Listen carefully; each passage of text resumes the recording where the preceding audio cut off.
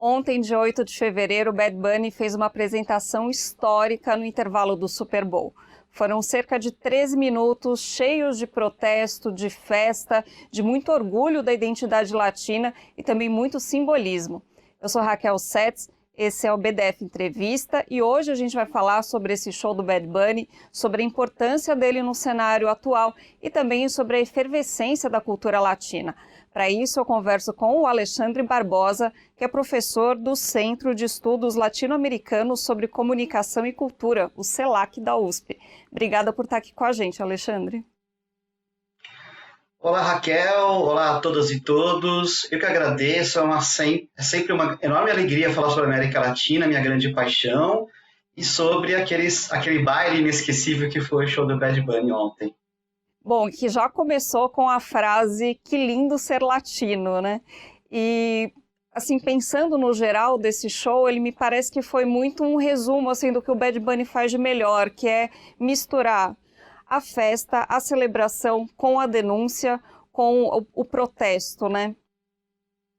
Sim, você sabe que ontem eu estava vendo o show no intervalo do Super Bowl e, bom, teve vários momentos marcantes, mas aquela parte final que ele entra com as bandeiras, ele cita todos os países latino-americanos, aquilo lá é uma coisa que eu e meus companheiros que estudamos o decolonialismo, a gente pode até falar um pouquinho disso depois, era como se a gente estivesse vendo concretizar tudo aquilo que a gente estuda.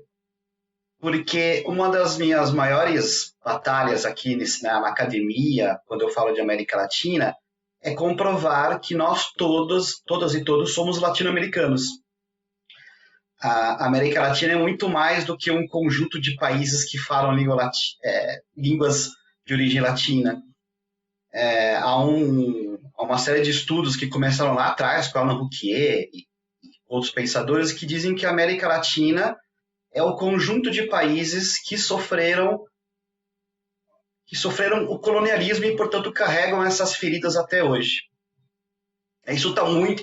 Esse conceito amplo de América Latina inclui aí todos os países de fala hispânica, o país de fala da língua portuguesa, que somos nós, os países de fala francesa, os países de fala holandesa, os países de fala inglesa, e todos os países foram colonizados. Inclui, de certa forma, agora fazendo uma ampliação até maior, todas as periferias, por que não dizer, dos Estados Unidos. Nós não esqueçamos que os Estados Unidos também sofreu, na parte, principalmente das colônias do Sul, a colonização de exploração.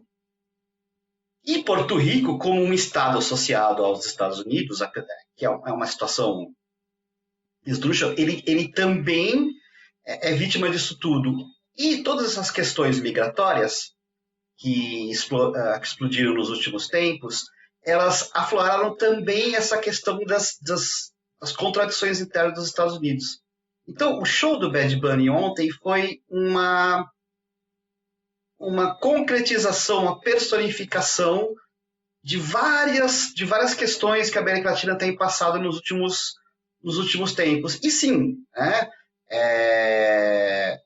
o Bad Bunny ele é um representante, mas não o único, de uma série de atores que utilizam a cultura, utilizam a música, ou utilizam o cinema, ou utilizam o teatro, ou utilizam a literatura para expressar as contradições pelas quais passa a América Latina. Então, sim, foi um show, como se esperava, politizado, e um show que traz referências latino-americanas, e por isso que ele incomodou tanto alguns setores, principalmente o presidente Trump. Uhum. Bom, o Trump, né, já falou que foi absolutamente terrível o show do Bad Bunny e uma afronta à grandeza da América. Eu imagino que para o Bad Bunny isso deva ser um grande elogio. Sim, sim. Eu acabei de escrever aqui uma reportagem para a TV que eu trabalho, e eu faço, né, um H2, ele faço um adendo sobre essa questão. Sim, né? Não se esperava nada diferente disso. Quem acompanha o Bad Bunny já faz um tempinho, sabe que ele incomoda muito essa questão da condição de Porto Rico. Uhum. Eu tenho um amigo que ele um dia já morou sozinho, tá? Depois ele teve que voltar a morar com os pais, né? Por uma série de questões. E aí ele brincava assim, eu não acredito que eu já fui Cuba e hoje eu sou Porto Rico. Hoje ele voltou a ser Cuba, né? Ainda bem, ele tá super bem, mas teve essa época difícil, porque Porto Rico é uma nação latino-americana que sofre ele é uma das estrelas da bandeira dos Estados Unidos, sem ter todas as liberdades, sem ter toda aquela democracia prometida. Então, Bad Bunny sempre falou disso nas letras. Então, e agora ele está sentindo, ele está colocando para o mundo uma dor que ele, seus companheiros e outros companheiros da América Latina sofrem, que é essa questão do preconceito, por que não dizer da vilanização da migração interna latino-americana, que é algo que é histórico no nosso continente. Uhum. E tem uma questão também que está acontecendo em Porto Rico, né? E isso tudo eu aprendi através do Bad Bunny, que é a questão da gentrificação. Então, o governo de Porto Rico tem dado incentivos fiscais para pessoas e empresas irem dos Estados Unidos morarem lá. Então, tem prédios ali numa área que era considerada uma área de baixo valor, que é muito próxima ao mar, né? Que agora ficou muito visada, então prédios estão sendo comprados por grandes empresas imobiliárias. As pessoas que moram lá há décadas têm 30 dias para sair e aí vira Airbnb ou casa de luxo, né, para essas pessoas. E ele tem uma música específica que fala disso, que até o clipe é junto com uma reportagem sobre essa questão, que é El Apagón, que ele tocou lá. E uma outra música também, que é Lo que Passou a Hawaii, que também tocou com o Ricky Martin, né? Então, assim, muito simbolismo, muita gente junta para falar desses problemas, né? Pois é. E agora eu vou fazer uma pergunta para a nossa audiência. Tem outras cidades que vocês conhecem que também passam pela gentrificação?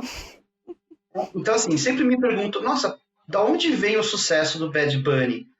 Horas, o sucesso dele, principalmente aqui para a gente, né, para nós brasileiras e brasileiros, é porque ele coloca nas letras dele, nas temáticas dele, situações para as quais passam outros países latino-americanos e nós, principalmente. As nossas cidades litorâneas, as nossas grandes metrópoles, elas também passam por esse processo, né? São comuns as reportagens nos meios de comunicação sobre conglomerados de prédios que sobem e aí eles não são acompanhados de um processo de ausculta, né? Para saber se as redes pluviais, as redes elétricas, estacionamento comporta esse monte de prédios, né? E aí isso desemboca em problemas a médio e longo prazo, né? E alguns até de curto prazo, enchentes, trânsito, etc, etc, etc. Então, a temática do Bad Bunny é de Porto Rico, mas também é de São Paulo, é também do Rio de Janeiro, é também de Bogotá, é também de Buenos Aires. Ou seja, novamente, né? Não há nada mais próximo do que um país latino-americano de outro país latino-americano, porque nós temos não só um passado em comum, como temos problemas em comum, e soluções em comum também. Não são só coisas ruins que acontecem na América Latina hoje, felizmente. Então é muito legal, né? O Bad Bunny, quando você ouve a letra, mesmo que você não entenda necessariamente o espanhol, mas você vê um clipe ou você pega algumas referências na letra, você se sente identificado também, nós podemos até falar depois, pela questão musical, mas principalmente pela temática, né? Então, a temática do reggaeton era uma temática muito próxima do nosso funk, né? Então, isso traz muita identificação. Vamos falar um pouquinho de reggaeton, então, porque também ontem teve um trechinho ali de alguns segundos que tocou Gasolina, do Daddy Yankee, que acho que foi o primeiro reggaeton que realmente, né, estourou para o mundo. E ele fez essa homenagem. Então, fala um pouquinho do reggaeton, aonde ele surge, em que contexto ele surge. Ele fez uma homenagem ao reggaeton, né, a toda a cultura do reggaeton, e uma homenagem a Porto Rico no geral, quando... Bom, você não deve conhecer, ou não conhecer não, você não deve lembrar, obviamente, Mas quando ele traz o Rick Martin, que era um menudo, né? Eu lembro. Então, ele traz essa questão, né? Os presentes que Porto Rico deu pro mundo por meio da música. Então vamos lá, o reggaeton, ele é um ritmo que surge nas periferias, primeiro do Panamá e também depois de Porto Rico, e se espalhou aí, e ele é o ritmo da América Latina Central Caribenha. Eu não gosto de fazer essa divisão entre... Essa é uma divisão, a América Latina Central Caribenha, do Sul, do Norte, é uma divisão geográfica, mas em termos de estudos culturais, em termos de estudos geopolíticos, a América Latina é uma só. Então, mas ele surgiu ali nessa chamada América Latina caribenha e central. Né? E ele é uma mistura, ele tem todas as influências do reggae jamaicano, né? E toda a cultura urbana, que é muito típico da América Latina. Para o nosso público entender, vamos fazer uma referência em paralelo com o nosso funk aqui, tá? E o funk com o samba, para as pessoas ficarem bem, entenderem bem a continuidade desse processo. Né? A cultura latino-americana, ela sempre surgiu. Estou falando de cultura popular, tá? A cultura feita pelo povo, de dentro do povo, que não é uma cultura imposta. Se a gente lembrar lá nós que somos da comunicação, se a gente lembrar dos nossos estudos de teoria da comunicação, né, sempre teve aquela cultura que foi imposta, né, aquela cultura que vem de fora. A cultura popular latino-americana, ela nasce no seio da comunidade, no seio da população, no seio do povo. Né?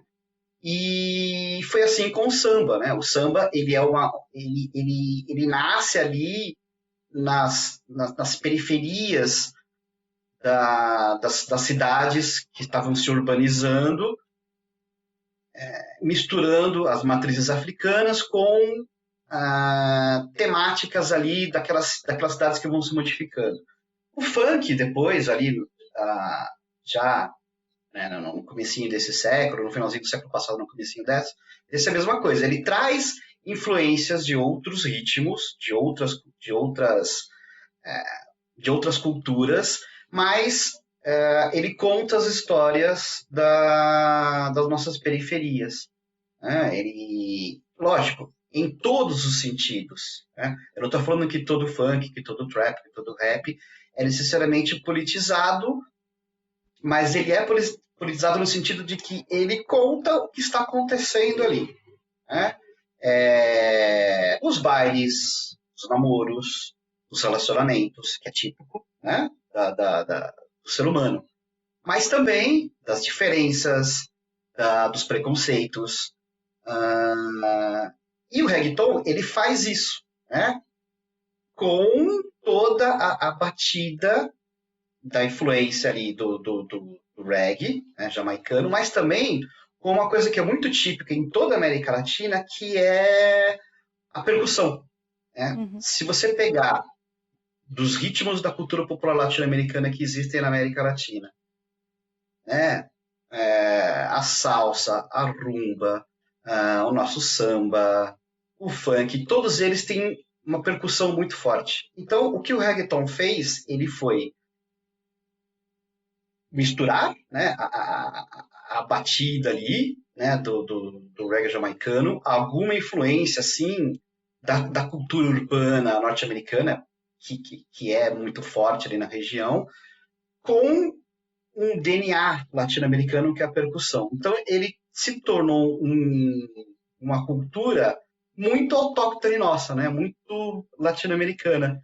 E tal qual o samba sofreu preconceito lá atrás, era coisa de malandro, não sei o que, e foi perseguido.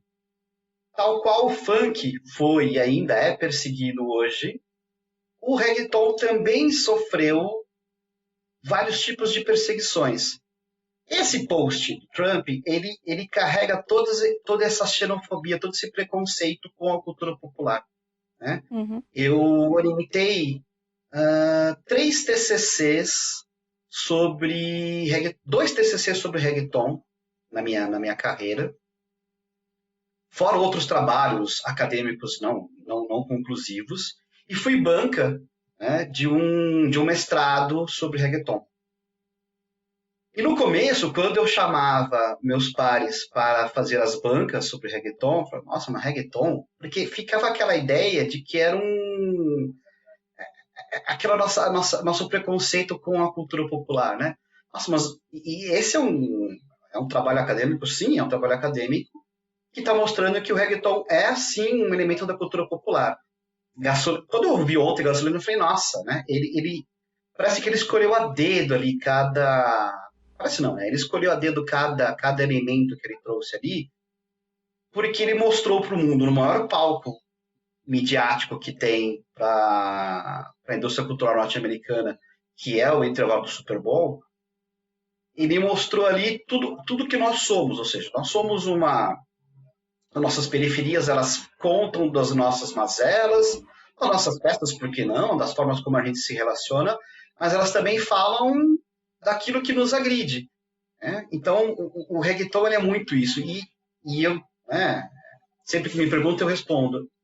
Esse é um dos segredos do sucesso dele com a gente. Lógico, tem um pouquinho de identificação com a indústria cultural, mas esse é um outro aspecto. Né? Essa identificação de uma cultura que nasce no povo, no seio do povo, sem ser colocada de fora, é muito nosso. Eu queria comentar um pouquinho essa questão da indústria cultural dos Estados Unidos com os artistas e o público latino, porque acho que quase 1/5 da população dos Estados Unidos é latina, então é um mercado consumidor muito grande e a indústria cultural tem os olhos, né, para esse mercado consumidor. Muitas vezes trazendo artistas, se a gente pegar, por exemplo, a Shakira, né, que foi uma artista colombiana, que aí a indústria cultural trouxe, mas ela começou a cantar em inglês, né? Geralmente tem um processo aí de americanização, não sei se dá para dizer assim, e com o Bad Bunny não, né? Então, assim, por mais que ele seja um cara da indústria cultural, que vende muito, ele continua fazendo o protesto, ele continua cantando em espanhol, parece ser um artista que consegue navegar dentro dessa indústria sem perder sua autenticidade. Sim, sim. Ele tem essa virtude agora. Ele carrega essa virtude já faz um tempo. E foi muito curioso que, tirando a apresentação da Lady Gaga, nenhuma outra música foi em inglês. Né? E colocar todo o show em espanhol, né? Ele está falando, na verdade, com uma enorme massa de espectadores de outros países latino-americanos que vivem nos Estados Unidos e que, né, fazem aquela roda girar. Vamos fazer um outro exercício aqui para ver essa questão de como a indústria cultural ela se apropria desses elementos. Até pouco tempo a gente estava muito incomodado, ou ainda estamos incomodados com a questão do Halloween aqui, né, que é uma festa que não nos pertence, sem nenhum preconceito com o Halloween, né? Porque a cultura celta não é a nossa cultura. Mas, e aí há toda uma tese de que isso ocorreu pelas escolas de inglês, tal, mas esse é o típico exemplo de uma imposição que vem de fora, né, de uma indústria cultural, filme, série, uma série de outros desenhos, tal, elementos que trazem o Halloween aqui pra gente. Mas a gente tem visto, nos últimos tempos, muitas festas, a Fiesta de los Muertos, muitas representações da Fiesta de los Muertos, que é um elemento da cultura mexicana. Existem em outros países também, né, essa questão de você cultuar o nosso dia dos finados pra gente é um dia muito triste, né? Em outros países também é um dia triste, mas é um dia de lembrança, de se conectar com aqueles que já foram. A minha tese é que o Dia dos Muertos tem chegado aqui para a gente também via indústria cultural. Basta que a gente veja a quantidade de desenhos ou de filmes que tem, né, o Dia dos Muertos como referência. Então, assim, a indústria cultural se apropriar... E assim, por que a indústria cultural norte-americana está fazendo isso? Primeiro porque há a presença de diretores mexicanos, né, no mainstream ali. Então, foram diretores que foram premiados e que acabaram sendo reconhecidos na indústria cultural norte-americana, e aí eles começam a gravar lá, fazendo até uma projeção. Quem sabe um dia o Kleber Mendonça vai fazer lá um filme sobre a cultura nordestina dentro de Hollywood. É um processo meio parecido, mas também porque eles sabem que o público, há uma quantidade enorme de pessoas nos Estados Unidos que, tanto o 5 de maio é um feriado importante, que é um dos dias dos dias nacionais do México, quanto o Dia de los Muertos, porque não são só os mexicanos, né? Outros países também têm essa cultura lá. E aí via esses desenhos e outros elementos do Dia dos Muertos, eles estão chegando aqui estão chegando aqui no Brasil. Então, assim, nem toda apropriação da indústria cultural é necessariamente negativa. Lógico, não pode haver deturpações, não é interessante que eles estigmatizem, que eles folclorizem no sentido negativado da coisa, como foi lá atrás com o Pato Donald. Né? O Pato Donald fez esse processo de se aproximar da cultura latino-americana com aquele Saludo Amigos, né? Que era o Pato Donald e outros personagens da Disney que viajavam pela América Latina, mas lá, veja, aquilo lá foi um projeto de Estado, né, para trazer a América Latina como aliada no período da Segunda Guerra Mundial. Então, com medo que a América Latina bandeasse para o nazismo, os Estados Unidos empreenderam todo um processo de seduzir corações e mentes latino-americanos, e fez isso muito via a indústria cultural. Né? É um processo diferente. Né? Eu vejo esse processo agora como uma tentativa de você não perder um público que está ali. Né? Você não pode negar que existe toda essa enorme massa de pessoas de outros países latino-americanos vivendo nos Estados Unidos, e aí você você entrega produtos para ela. Então, o Bad Bunny entra nisso, né? A Apple e outros grandes conglomerados de mídia não são só bonzinhos, né? Eles estão, lógico, preocupados com o consumo, né? Mas ainda bem que quando esses artistas entram ali para essa indústria, eles conseguem manter muito da sua raiz cultural. Esses dias eu estava pesquisando muito, né, Bad Bunny, aí o algoritmo entende que você está interessado naquilo, começa a te mandar coisas, né? E aí eu vi um post de um cara chamado Pedro H. Jasmin. Parece que ele estuda cultura latino-americana, mas eu não conheço a fundo. Mas ele falou um negócio bem interessante, que esse novo boom, né, de cultura latino-americana, puxado muito pelo Bad Bunny, é um soft power que nasce à margem do Estado, diferente aí do projeto do Pato Donald e tal. E aí eu vou ler um trechinho aqui do que ele escreveu. A questão central é: quem garante que esse capital simbólico se traduza em valor econômico local e não apenas em lucro concentrado nas plataformas globais?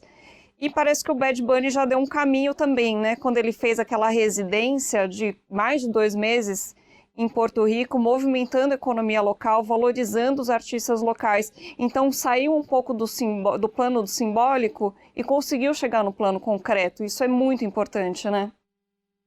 Sim, sim. Oxalá todos os nossos artistas que conseguem... bom, vamos lá. Sim, é muito importante que isso aconteça e é muito significativo que ele faça isso. E é curioso que agora, né, você pode chegar em qualquer artista da América Latina ou de outras regiões do mundo, porque você não depende, lógico, né? Eu também não sou assim, meu Deus, entusiasta das redes sociais, achando que elas...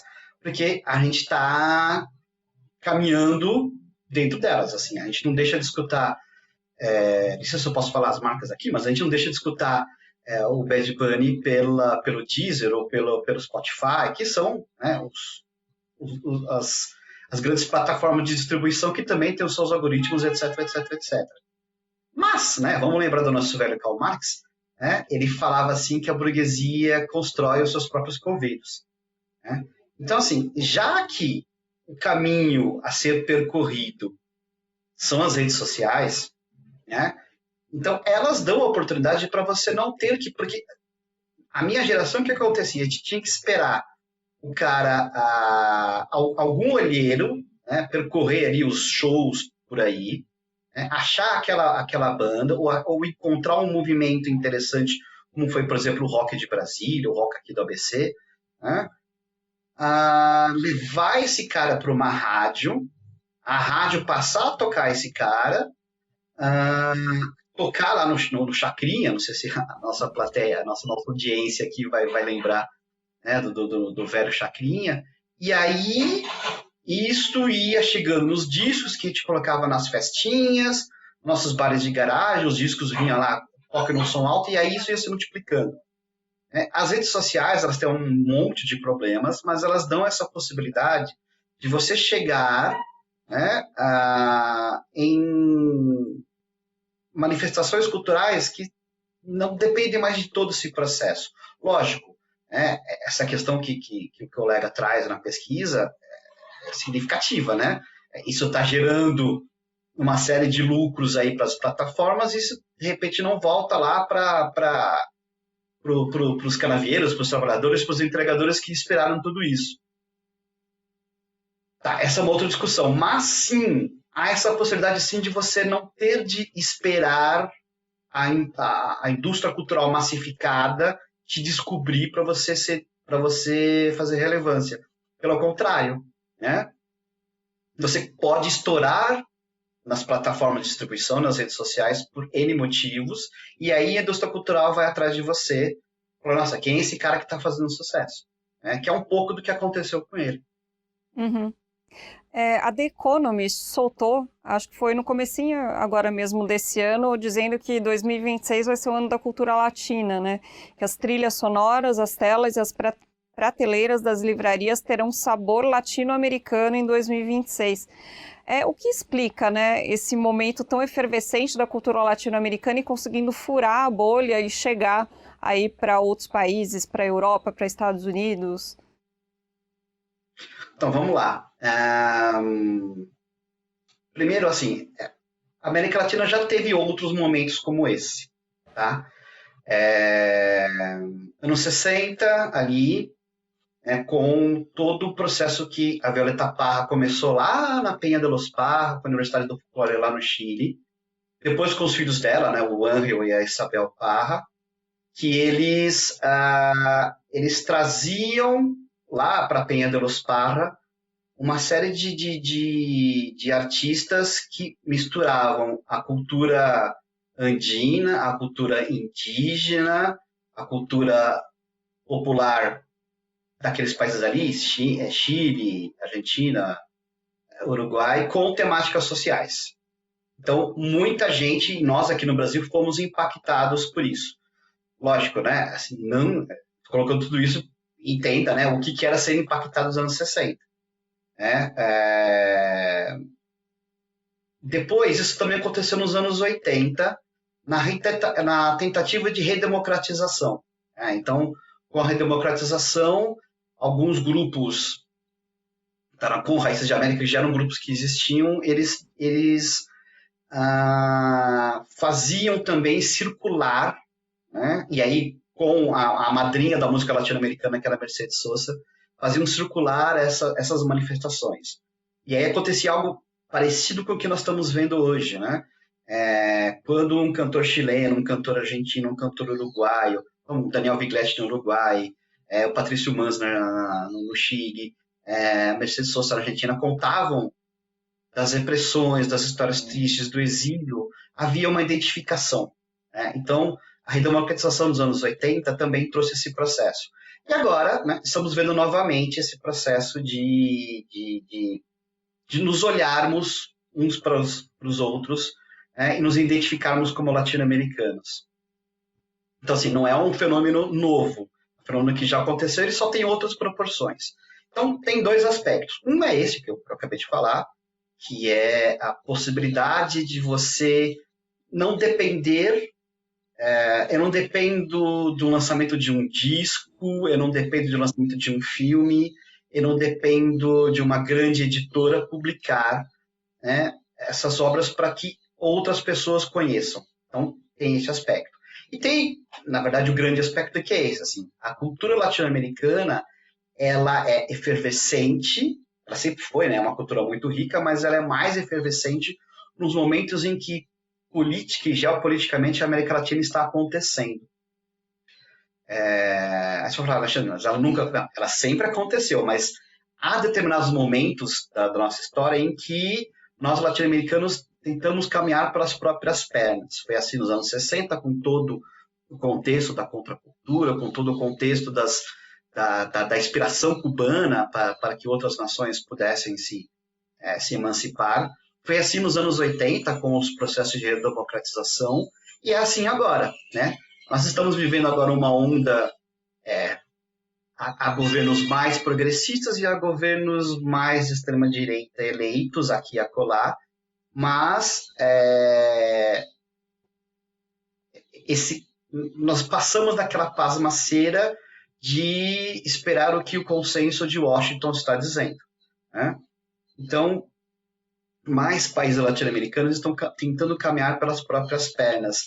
E essa efervescência política, ela se emana, ela transborda para a cultura. Então, isso vai acontecer no cinema, isso acontece na literatura, isso acontece na música, isso acontece nas artes plásticas. E aí, a indústria cultural, ela tá de olho nisso, ela vê, ela sente que essas coisas estão acontecendo. Como sentiu lá atrás, nos anos 70, 60 70, como nós sentimos nos anos 80, como sente agora. Durante os anos do neoliberalismo, a gente viveu muito ali, politicamente, a sombra do consenso de Washington, a sombra das decisões ali do eixo Europa-Estados Unidos. Agora, há vários países que estão tentando... E aí a gente tinha só um farol ali, que era Cuba, né? Agora, nós temos outros faróis, nós temos outras tentativas, né? Veja a capacidade de mobilização que o Mujica teve para muita gente na América Latina a partir do que ele fazia no Uruguai, né? Então, nós temos outros faróis sendo acesos pela América Latina. E aí isso explica um pouco como a gente, como a cultura, ela fala disso tudo, a cultura é sensível a isso tudo, e aí nós nos identificamos com outros faróis que estão se acendendo por aí. De uma forma meio torta, né? Toda essa perseguição que o Trump tem feito contra imigrantes, especialmente imigrantes latino-americanos, também acende um desejo, uma curiosidade de conhecer melhor essa cultura e uma unidade entre a gente? Sim, sim. Assim, digamos que eu sou um jovem periférico aqui, né, em nossas grandes metrópoles. Eu me identifico, e jovens periféricos sabem muito, né, o que é você não tem que ser sempre com um documento, porque se a polícia te passar geral, você sabe que você vai sofrer problemas. O jovem periférico sabe muito bem como né, tá dando uma calçada e vem uma outra pessoa e desvia de você porque acha que você pode ser, né, um perigo para ela. Então, o jovem periférico ele sente muito na carne o que é você estar num país em que as pessoas te olham como inimigo, né? Então, quando ele vê isso acontecendo com o outro, ele se identifica também, né? E ele sabe que tem lá um cara que canta essas mazelas, que canta essas coisas. Então, sim, né? Toda repressão, ela gera fissuras, né? O nosso Gramsci já falava isso, né? As classes dominantes se mantêm no poder pelo consenso, não pela repressão, né? Então, a repressão absurda, ela acaba causando mais fissuras, ou seja, mais esse sentimento de não sei se de unidade, mas de identificação. Nós ainda estamos um pouquinho longe de uma unidade latino-americana sonhada pelo Bolívar, pelo Che Guevara e por outros, pelo José Martí. Mas a gente está num processo maior de identificação, e com o processo maior de identificação a gente tende a caminhar para mais unidade, né? é que a unidade latino-americana ela vai esbarrar em questões aí das elites locais. Mas sim, né, tinha um programa antigo da TV, antigo não, já passou um tempinho, né, da TV Globo, que era o Esquenta, com Regina Casé, em que ela estava tentando mostrar ali que havia essa identificação das periferias, né? Ele também foi um programa que sofreu muito preconceito, mas ele já era uma sementinha ali desse processo, assim, né, de entender, né, que a minha realidade é muito próxima da realidade do meu vizinho aqui. Então, assim, esse é o primeiro passo para uma utópica unidade latino-americana, mas já é um grande elemento, sim, da identificação cultural e geopolítica. E no caso do Bad Bunny, conseguiu transbordar para muito além da América Latina, né? Então, quando teve o cessar-fogo em Gaza e as pessoas começaram a voltar para suas casas, usavam como trilha sonora o Debí Tirar Más Fotos, né? Que foi muito bonito isso. Uma língua que provavelmente eles não entendem, mas entendem que tem ali uma coisa compartilhada dessa dor do colonialismo, né? De você ser expulso da sua própria terra. Isso foi muito bonito e ver essa união que o Bad Bunny conseguiu fazer. Sim, né? O Debí Tirar Más Fotos ele é muito bonito. Primeiro, é uma delícia, né? É um ritmo musical, uma música muito. Ela tem esse gostinho da tristeza, mas ela é uma música de esperança, né? Então que ela virou as famosas trends, né? Que a galera gosta muito de fazer hoje. E isso realmente foi muito bonito. E é curioso como a gente pode exportar essa questão das temáticas periféricas latino-americanas para as periferias do mundo, né? Gaza, infelizmente, né? Ela é uma dessas periferias do mundo. Também sofre com a colonização, sofre com os imperialismos, os neocolonialismos. Então, assim como eu, um colombiano, um porto-riquenho, um venezuelano, podemos nos identificar, eu também me identifico com o cidadão de Gaza, eu também me identifico com o cidadão da África, também me identifico com os cidadãos das periferias asiáticas, porque as nossas dores e também as nossas alegrias, né, são as mesmas. A gente também quer, a gente gosta de estar com os amigos, a gente gosta de estar com as nossas famílias, a gente gosta de estar com as pessoas que a gente ama. Então, é muito bonito quando ele coloca isso nas letras, né? Porque ele vai falar com as alegrias e as dores de diversas pessoas no mundo. Uhum. No início da nossa conversa, você falou de decolonialidade, né? Você acredita que esse momento, esses movimentos que estão acontecendo na cultura latino-americana tem muito desse fator decolonial? Sim, eu até coloquei aqui uma camisa para nossa conversa, né? Que é do Tony Garcia, né? Veja, essa ilustração dos anos 30 do século passado. Né? Então a gente está caminhando aí já para daqui a pouco 100 anos de Torres Garcia, né? Que é o nosso norte ao sul.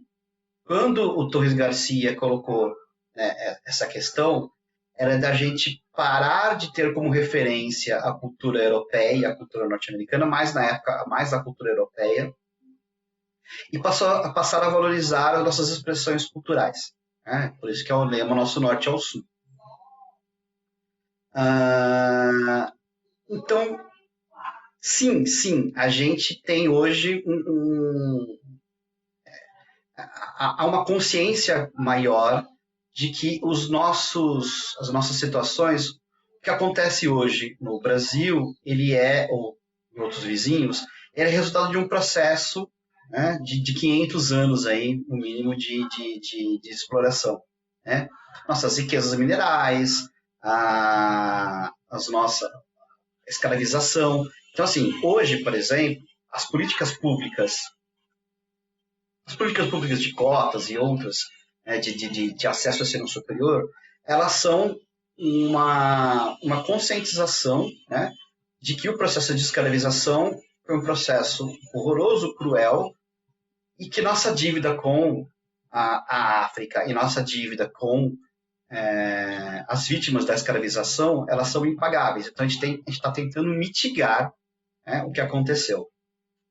E cada vez mais há uma conscientização disso. Então, quando as pessoas defendem as políticas públicas de acesso ao ensino superior, eu acho que a gente precisa ainda politizar um pouco, isso é um meio polêmico, hein? A gente precisa politizar um pouco mais isso, assim, até pelas fotos que eu vi quando as pessoas comemoravam. Mas a valorização da entrada do filho da doméstica, do filho do pedreiro, no ensino superior, ela já é uma sementinha nesse entendimento de que, sim, né, nós precisamos mitigar todas as mazelas que tantos anos de colonização e neocolonização provocaram na gente. Então, esse é um processo um pouco mais lento, assim,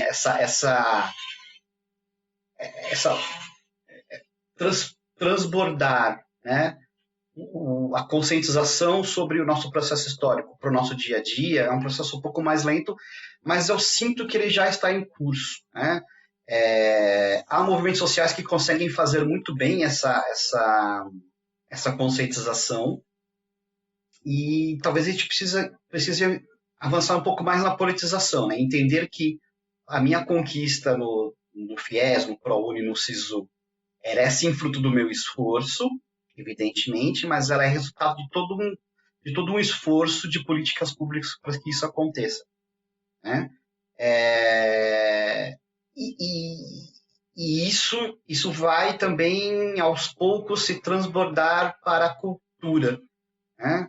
Então, assim, quando eu valorizo a minha conquista no Oscar, pode falar, nossa, mas nada mais indústria cultural do que o Oscar. Sim, mas aí você está valorizando não só a sua conquista, né, o Oscar te descobrir, mas principalmente você chegar no Oscar falando de você. Então, assim, quando a gente fez o Cangaceiro lá atrás, sim, era uma temática sobre nossos sertões, mas ainda era uma temática muito inspirada nos faroestes norte-americanos. Agora a gente está conseguindo penetrar na indústria cultural norte-americana com temáticas cada vez mais nossas, com histórias cada vez mais nossas. Lógico, toda a cultura ela é muito híbrida, assim, né? A cultura ela é um grande elitificador que vai misturando as coisas e a gente faz uma coisa nossa. Já dizia lá os antropofágicos nos anos 20 do século passado. Mas é muito bonito ver que a gente está, como o Bad Bunny, né, falando em espanhol no show do Super Bowl, que a gente vá para o Oscar falando sobre a perna cabeluda, ou sobre a ditadura militar. Então, assim, é um processo...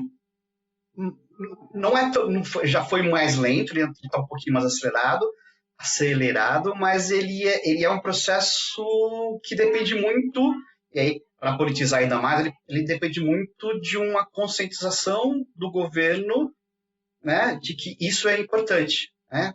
Então, você vê, da política pública de acesso à universidade ao incentivo ao esporte, tudo isso é pensando numa palavra que ficou muito na moda no ano passado, em soberania. E a soberania não é patriotada, né? Não é o verde e amarelo. A soberania é você entender que nós podemos caminhar para as nossas próprias pernas, né? Com as nossas dificuldades, com os acertos e erros, mas nós podemos caminhar para as nossas próprias pernas. Eu acho que fica aí essa sensação de que, apesar de toda a violência, todos os problemas que existem na América Latina, nessas semanas está sendo muito bom ser latino-americano, né? Alexandre, super obrigada por essa conversa. Oi? Vai ser na Copa, viu? A Copa vai ser outro momento em que a gente vai valorizar, porque ela vai ser, né, disputada em estados mexicanos e tal, então, e tem mais países da América Latina, Curaçao, por exemplo, Curaçao que, né, falando mesmo, mas é da América Latina, então tem vários países latino-americanos na disputa. Então vai ser outro momento em que a gente vai sentir muito essa latinidade. Massa, 2026 então é o ano latino. Alexandre, super obrigada pela conversa, viu?